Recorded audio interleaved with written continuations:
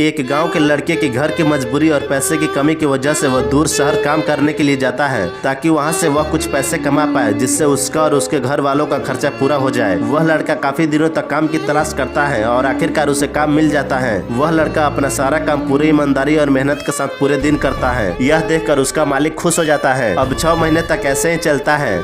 6 महीने के बाद वह लड़का अपने मालिक से कहता है, अब मैं कुछ दिनों के लिए वापस अपने घर जाना चाहता हूं। और उस लड़के को पूरी उम्मीद थी कि उसका मालिक उसे घर जाने से नहीं रोकेगा, लेकिन उस लड़के के सोच से विपरीत उसका मालिक कहता है, नहीं, तुम्हें 2 महीने का थोड़ा और काम करना है और फिर उसके बाद तुम अपने घर जा सकते हो। लड़के को थोड़ा गुस्सा आता है, लेकिन वो अपने गुस्से को शांत करके मालिक से पूछता है, बताइए कौन सा काम है। उसका मालिक कहता है, हमें एक घर खरीदना है। तुम पूरे शहर में घूमो और उसके बाद जो तुम्हें घर अच्छा लगे उसे तुम्हें खरीद लेना है। उसके बाद तुम अपने घर कुछ दिनों के लिए जा सकते हो। यह सुनकर वह गांव का लड़का खुश हो जाता है और जल्दी जल्दी घर खरीदने के काम को खत्म कर देता है। मालिक हैरान हो जाता है और कहता है, सिर्फ 10 दिनों में तुमने अच्छा सा घर खरीद भी लिया। गाँव का लड़का कहता है, हाँ, ये घर काफी बढ़िया था इसलिए मैंने खरीद लिया। और कहता है कि क्या अब मैं अपने घर कुछ दिनों के लिए वापस जा सकता हूँ। मालिक खुश होकर कहता है, अब से तुम अपने परिवार के साथ ही रहोगे। जो घर मैंने तुम्हें खरीदने के लिए कहा था वो घर तुम्हारे और तुम्हारे परिवार के लिए मेरे तरफ से एक तोहफा है। यह सुनकर वह लड़का खुश होने के बजाय मायूस हो जाता है और कहता है, मालिक, अगर आपने मुझे पहले कहा होता कि ये घर आप मेरे लिए खरीद रहे हो तो मैं थोड़ी और जानकारी प्राप्त करके इससे अच्छा घर खरीदता। दोस्तों, कहानी में जो मालिक था वो असल में वक्त था और हमेशा वक्त जाने के बाद कहते हैं कि अगर मुझे पता होता तो मैं इससे भी अच्छा कर देता। इसलिए आप अभी जिंदगी में जो भी कर रहे हो उसे पूरे जुनून और मेहनत के साथ कीजिए।